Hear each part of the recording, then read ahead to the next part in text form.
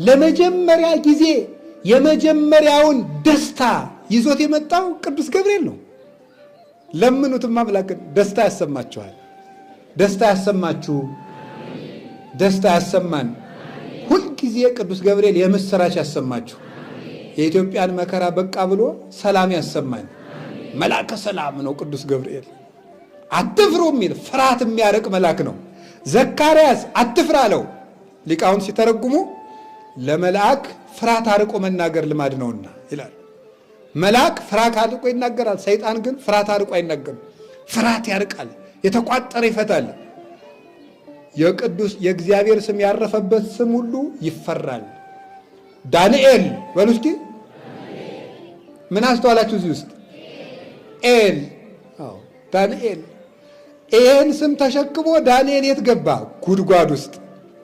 አንበሶቹ ቆረጠሙት። የለም እንደምን አለህ ዳንኤል እንዴት ሰነበትክ ብለው እግሩን ትቢያውን ላስላስላስ ደህና መጣ ወይ ብለው እንኳን ሊበሉት ስምህ በሉ እስኪ ሁላችሁ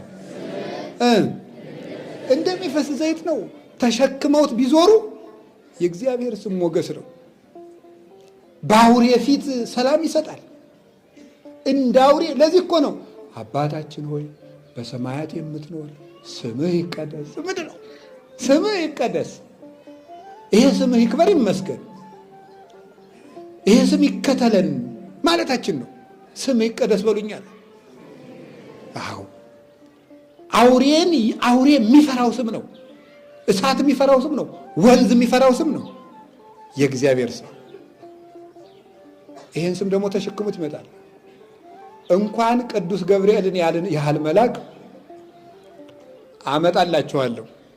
አንድ ተራ ሰው፣ አንድ ተራ ምእመን በእግዚአብሔር ስም ከተጠራ ይፈራል ስሙ። ዘመዶች ወደ አዲስ ኪዳን ልውሰዳችሁ። ስምህ በሉ እንደሚፈስ። እሺ እንደዚህ የተባለ የማን ስም ይመስላችኋል? የጌታችን የመድኃኒታችን የኢየሱስ ክርስቶስ። ክርስቶስ ማለት ምን ማለት ነው? ቅቡ ማለት ነው። እስቲ ቅቡ በሉ። ቅቡ ማለት መሲህ ማለት ነው። ሊቃውንቱ እንዲህ ያለ ነገር ሲገጥማቸው ምን ያሉ መሰላችሁ? የምናውቀውን ወደማናውቀው ተረጎመው ይላሉ። አስተርእዮ ዘውእቱ ኤጲፋንያ ይላል። አስተርእዮን እናውቀው ነበር፣ የባሰ ግዕዝ ነበር። ሲተረጎመው ይሄ ማለት ኤጲፋንያ ማለት ነው ብሎ የምናውቀውን ወደማናውቀው ተረጎመው ይላሉ።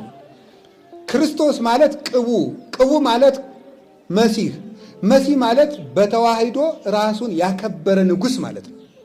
ነገስታት ተቀብተው ይነግሳሉ አላልኳችሁም? ክርስቶስ ግን ዘይት አይቀባም፣ ራሱን ነው ያነገሳል። አልቦ መኑሂ ዘተሳተፎ በፈጢረ ስጋሁ ለሊሁ አንገሶ ለስጋሁ ወረሰየው አሐደ ምስሌሁ። ሐዋርያት በመስጧገያ መጽሐፋቸው ሲናገር ስጋን ፈጥሮ በመዋሃድ የረዳው የለም፣ የገዛ ስጋውን ራሱ ነስቶ ተዋሃደው፣ ስጋውንም አከበረው፣ አነገሰው፣ ከራሱ ጋርም አንድ አደረገው ይላል።